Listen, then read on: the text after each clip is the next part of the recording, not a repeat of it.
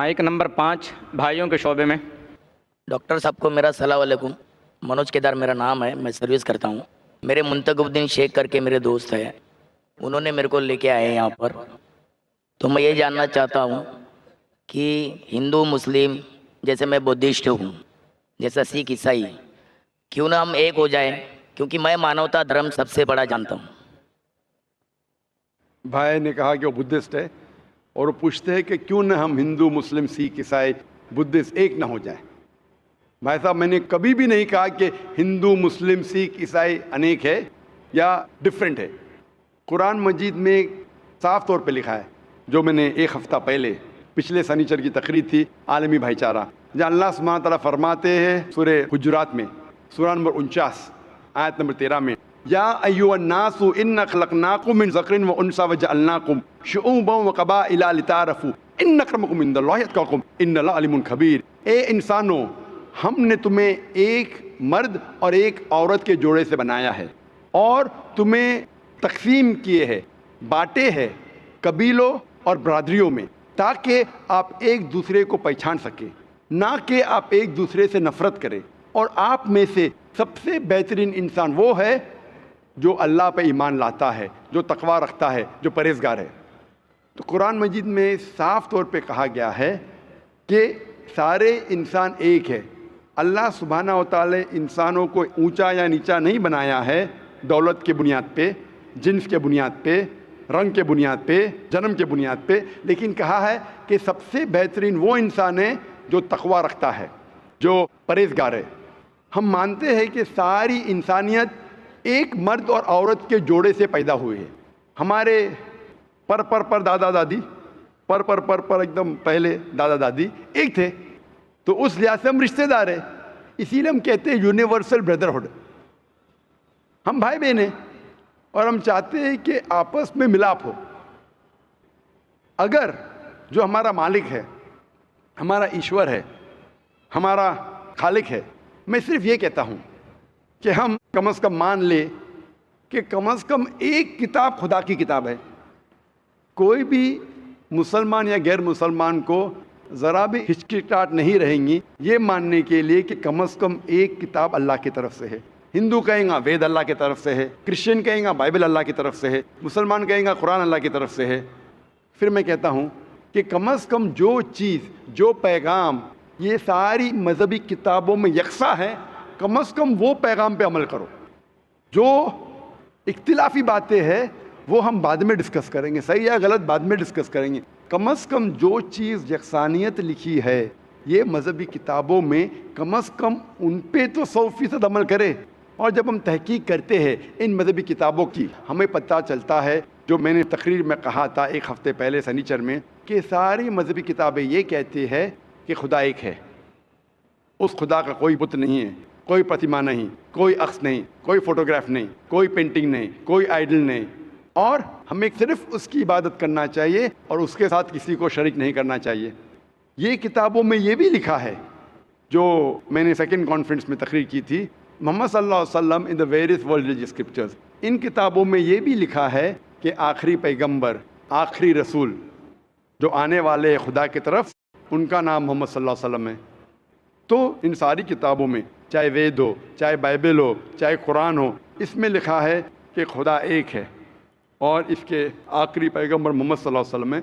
तो मैं कहता हूँ क्यों ना हम सारे इंसान जो मज़हब में मानते हैं, जो खुदा में मानते, क्यों ना ये हम अहद करें कि कम से कम ये चीज़ जो सारी मजहबी किताबों में यकसा है उस पर तो अमल करें, फिर ही भाईचारा बढ़ेगा। हम कम से कम ये अहद करें कि हम एक खुदा के अलावा किसी की इबादत ना करें। ये अहद करे कि जो आखिरी पैगंबर मोहम्मद सल्लल्लाहु अलैहि वसल्लम में उनकी बात माने, तो ही भाईचारा बढ़ेगा। तो भाईचारा बढ़ाने के लिए कम से कम यकसानियत पे तो अमल करे। जो इख्तिलाफी बातें है वो कल देखेंगे सही या गलत। मैं ये नहीं कहता हूँ सही है क्या गलत है, उसका डिस्कशन कल करेंगे। आज तो कम से कम जो यकसा है वो आपको मानने के लिए क्या प्रॉब्लम है, वो मानने के लिए क्या मुश्किल है। भाई साहब, आप समझे क्या कह रहा हूँ मैं? हाँ, समझ। आपकी किताब में भी लिखा है। कल मुझे एक बुद्धिस्ट ने सवाल किया था, जिसके जवाब में मैंने कहा कि आपका धम्मा पढ़ पढ़ेंगे आप। हाँ, मैंने किया था। मैंने आपने किया था, माशाल्लाह। तो मैंने कहा था कि आपके मजहब में लिखा है कि एक मैत्री आने वाली जब बुद्धा से पूछता है, उसके डिसाइपल अनंदा बुद्धा से पूछते हैं, जो gospel of Buddha page number 217 और कई जगह धमापड़ में लिखा है कि बुद्धा ने कहा कि मैं ना पहला मैत्री हूँ ना आखिरी, मेरे बाद कई मैत्री आने वाले, और जो मैत्री आएगा जिस तरीके से मेरे सैकड़ों मानने वाले हैं उसके हज़ारों मानने वाले होंगे। वो सही धर्म सिखाएंगा जो हक का धर्म है, पहले आखिर में भी, और वो सही धर्म सिखाएंगा। और जब आनंदा ने पूछा ये आदमी को कैसा पहचानेंगे, तो उसने कहा ये आदमी का नाम होगा मैत्री। मैत्री मतलब मसीह, जिस तरीके से कुरान में कहा गया है सूरह अंबिया में सूरह नंबर 21 आयत नंबर 107 में, वमा अरसलना का इल्ला रहमतुल आलमीन, कि हमने तुम्हें नहीं भेजा लेकिन रहमत बना के सारे आलमीन के लिए, सारी दुनिया के लिए, सारी इंसानियत के लिए। तो मैं आपसे पूछना चाहता हूँ, आप क्या मोहम्मद सल्लल्लाहु अलैहि वसल्लम में मानते हैं? किस चीज़ को? आप मानते हैं क्या मोहम्मद सल्लल्लाहु अलैहि वसल्लम आखिरी पैगंबर है? मैंने तो कुछ पढ़ाई नहीं की है उसने, मैं हाँ, खाली तो 10वीं पढ़ा हूँ। आप जब आलमी भाईचारा के बारे में बात करते हैं और चाहते हैं कि सारे इंसान एक हो, आप बोलेंगे मैं नहीं पढ़ा, तो एकता कैसे होंगी? वो तो है, लेकिन मैं मेरे हिसाब से जो मेरे को जितना नॉलेज है बिल्कुल सही। तो मैं बोल सकता हूँ। जो मैंने अभी कोटेशन दिया हूँ ये आपकी मजहबी किताब से दिया हूँ, अच्छा अच्छा, कुरान से नहीं।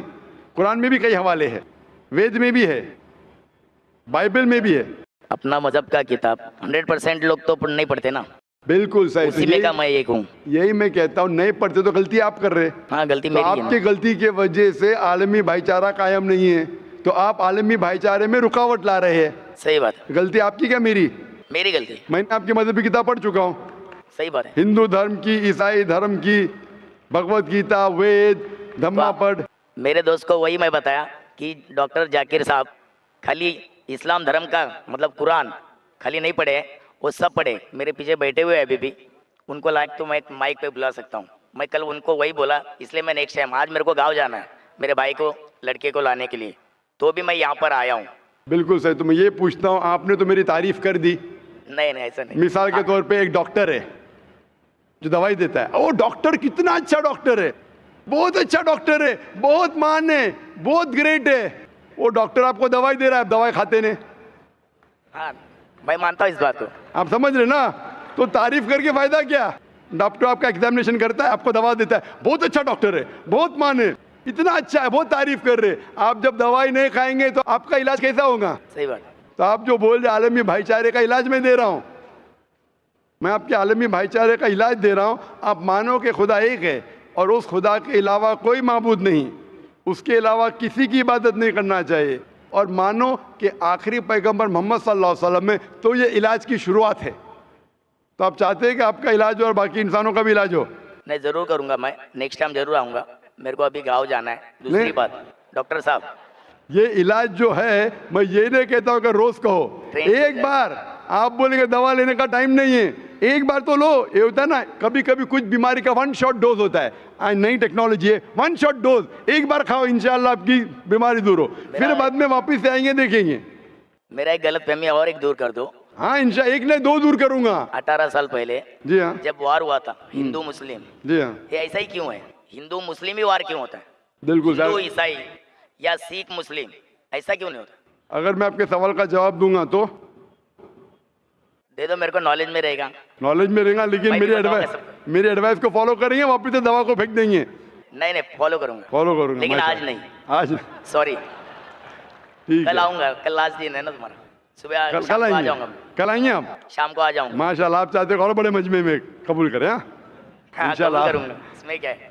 अगर मेरे को माशाल्लाह। पसंद आया, मेरे नॉलेज में बैठ गया तो मैं जरूर इंशाल्लाह। कबूल करूंगा। जबरदस्ती बिल्कुल मत कीजिए, जबरदस्ती कबूल करना हराम है, ना मैं चाहूंगा ना फोर्स करूंगा। अगर इत्मीनान ना तो ही करो, आज करो, कल करो, परसों करो, दुआ है कि इंशाल्लाह मौत के पहले करो। मौत कभी आएंगी किसको पता नहीं। आपका सवाल था कि हिंदू मुस्लिम ही क्यों होता है, राइट, हिंदू क्रिश्चियन क्यों नहीं होता है? भाई मिसाल के बारे में, जैसे इंडिया पाकिस्तान मैच हो तो ही सब देखते हैं, इंडिया ऑस्ट्रेलिया को कोई नहीं देखता है। बराबर, ये फर्क है। और देखो बिल्कुल पब्लिक हंस भी रही है, बिल्कुल, ये जायज बिल्कुल। है, क्योंकि मैं देखा हूँ, क्योंकि मैं 36 उम्र है मेरी, मैं देख रहा हूँ। इंडिया पाकिस्तान का मैच रहेगा तो ही हिंदू मुस्लिम देखता है, माशाल्लाह। और अगर इंडिया ऑस्ट्रेलिया रहेगा तो ऑल देखते हैं, मुस्लिम कम देखते हैं। ये मैं आंखों देखी चीज है, और चाहे तो पूछ सकते हैं मजबे में। आप 36 साल से देख रहे, मैं 45 साल से दिख रहा हूँ। मैच को नहीं देखता हूँ, मैच नहीं देखता हूँ, लोगों को देख रहा हूँ। और आप बिल्कुल सही कहते कि हिंदू मुस्लिम क्यों लड़ाए। आप अगर मेरी तकरीर देखेंगे जिसका मौजू था is terrorism a Muslim monopoly, क्या दहशत गर्दी मुसलमान की विरासत है। इसमें मैं ये साबित किया हूँ कि जो लोग इल्ज़ाम लगाते कि मुसलमान दहशत गर्द, बिल्कुल गलत है। चंद लोगों ने शायद गलत काम किया होगा। ये साबित किया है कि आप 100-200 साल पहले देखेंगे, सैकड़ों साल पहले मुसलमान तो हार्डली कोई दहशत गर्द हमला कर चुके हैं, सब गैर मुसलमान। लेकिन मैंने इस तकरीर में कहा हूँ कि दहशत गर्दी जो है ये मोनोपोली है मेरे हिसाब से पॉलिटिशियन की। ये दहशत गर्दी विरासत है पॉलिटिशियन की। क्यों? क्योंकि पॉलिटिशियन चाहते वोट बैंक, वोट बैंक चाहते। अगर मुझे वोट चाहिए तो क्या करूं मैं? एक ऐसा माहौल पैदा करूं कि वोट डिवाइड हो। आप जानते हैं कितने राइट्स हुए बॉम्बे में, गुजरात में, बाबरी मस्जिद की।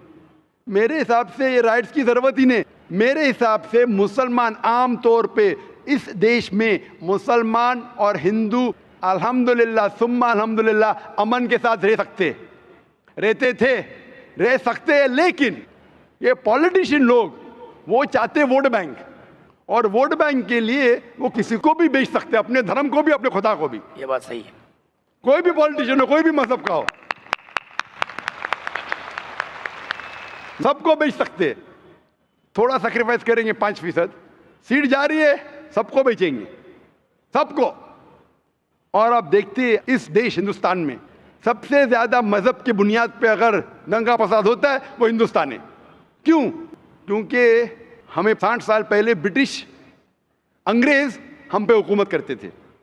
किस तरीके से? उनकी एक पॉलिसी थी divide and rule. Divide and rule. अंग्रेज तो चले गए, अपनी पॉलिसी छोड़ गए पीछे। तो हमारे हिंदुस्तान के पॉलिटिशियन भी वही पॉलिसी को इख्तियार कर रहे, डिवाइड एंड रूल। डिवाइड करो, वोट बैंक हासिल करो और रूल करो। अरे बाबरी मस्जिद इशू ही नहीं था। क्या इशू है? इशू था ही नहीं, पॉलिटिशियनों ने इशू बनाया। कोई जानता ही नहीं था बाबरी मस्जिद के बारे में, पहले चंद लोग जानते, इशू बनाया वोट बैंक को। और इसका मैंने डिटेल में किया हूं तकरीर। ये पॉलिटिशियन लोग भड़काते आम पब्लिक को। आम पब्लिक अमन चाहती है, वो चाहती, उसको क्या मिलेगा दंगा फसाद करके। लेकिन इन लोगों को भड़काते हैं पॉलिटिशियन लोग। पुलिस चाहे तो इसे रोक सकती है, वो भी सोचती है कि अगर मैं रोकूंगा पॉलिटिशियन मुझे ट्रांसफर कर लेगा, वो भी नहीं रोकती। हम अगर इनके भड़कावे में नहीं आएंगे, इंशाअल्लाह इंशाअल्लाह हिंदू मुस्लिम दंगा फसाद होएगा ही नहीं।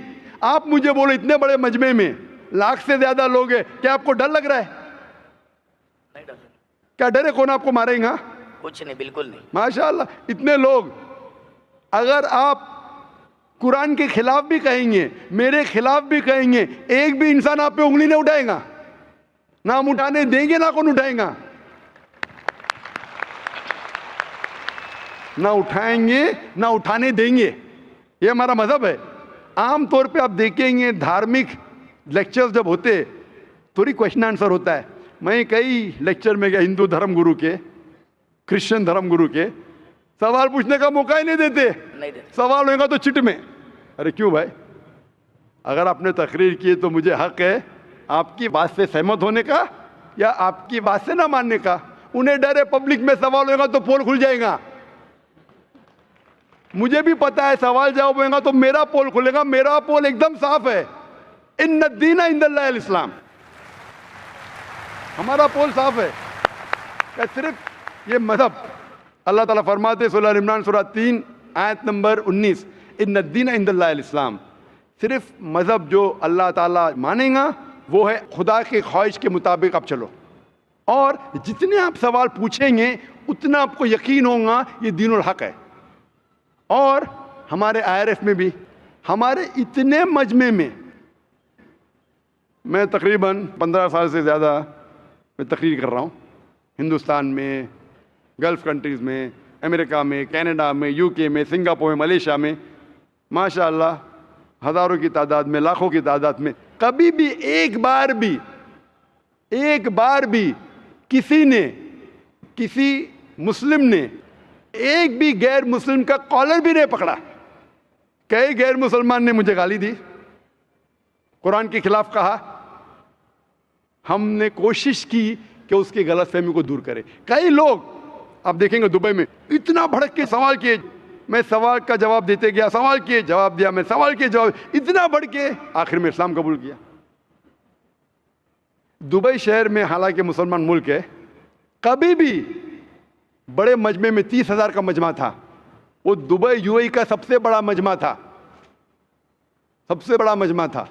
कभी भी पब्लिक में किसने शहादा नहीं दिया।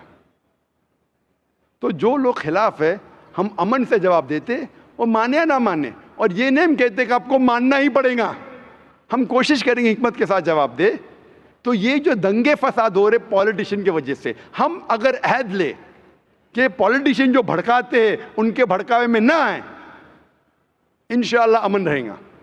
चाहे हिंदू मुसलमान की बात माने या ना माने, मुसलमान हिंदू की बात माने या ना माने, इस्लाम में कभी भी ज़बरदस्ती नहीं है।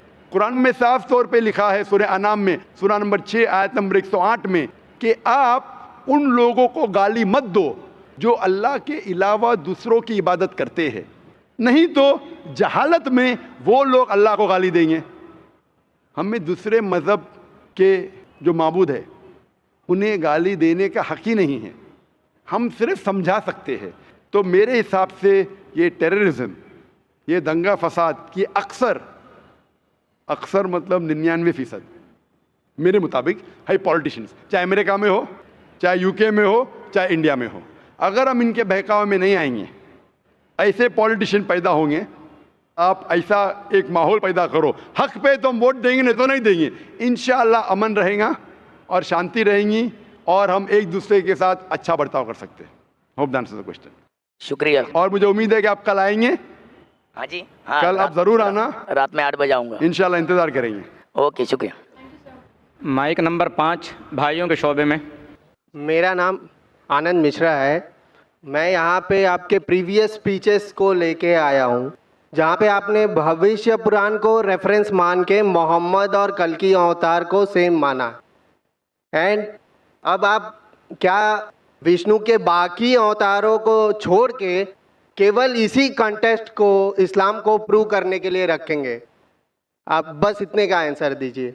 भाई साहब का सवाल है, उन्होंने मेरी पहले तकरीर को सुना है, जिसमें मैं साबित किया हूँ कि भविष्य पुराना के ज़रिए मोहम्मद सल्लल्लाहु अलैहि वसल्लम हैं, और पूछते कि बाकी विष्णु के अवतार को छोड़ के आप इसको क्यों पकड़ रहे।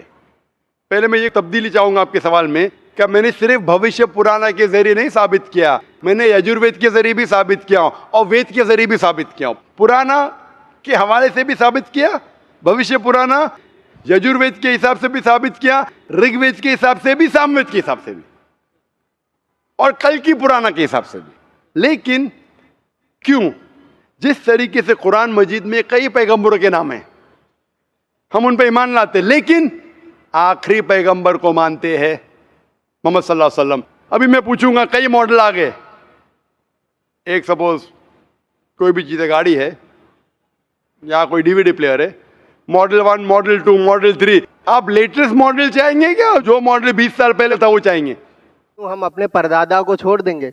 लेटेस्ट में अपने आप को मानना क्या सही हमारे होगा? परदादा समझते थे कि दुनिया चपटी है, आप समझते?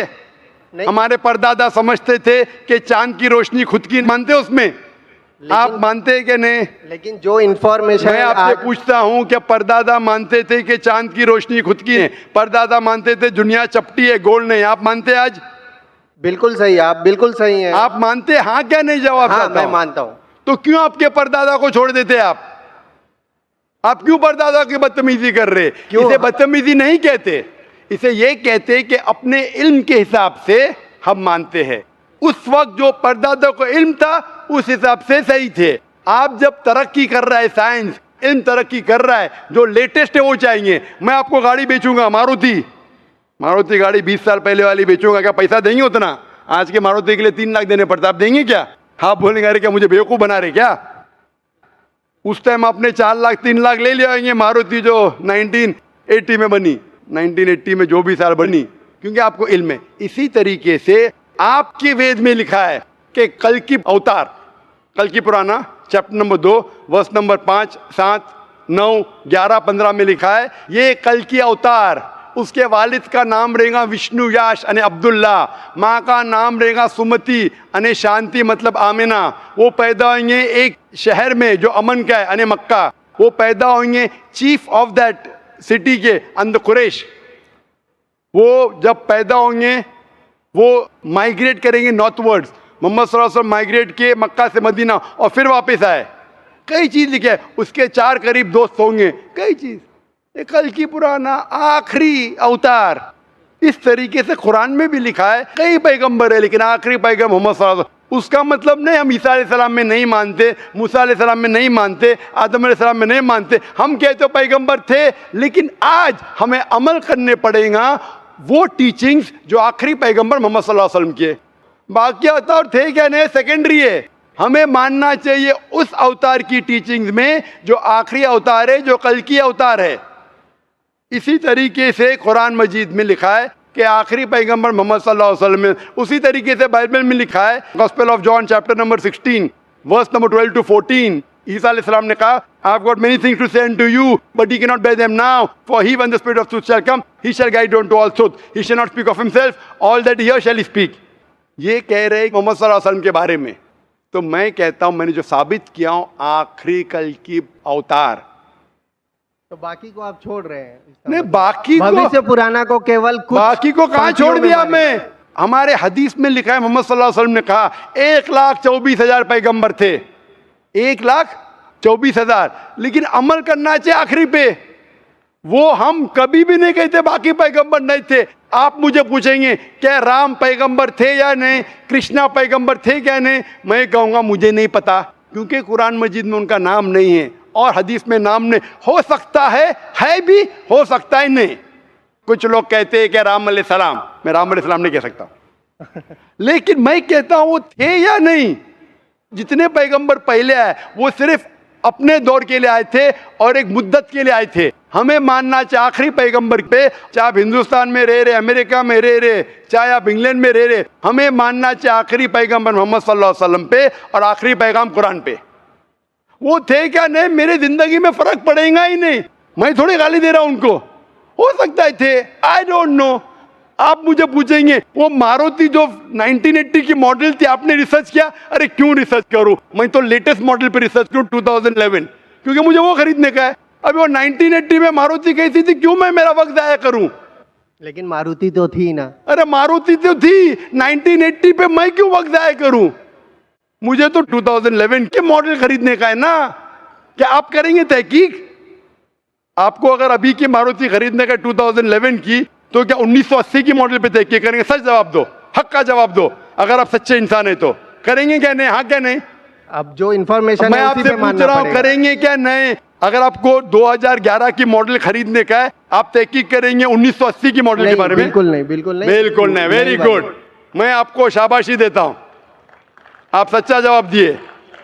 तो इसी तरीके से वो अच्छे है क्या बुरी मुझे पता नहीं, हमें अमल करना चाहिए आखिरी पैगंबर पे, और आपको भी करना चाहिए, चाहे आप मानो क्या नहीं।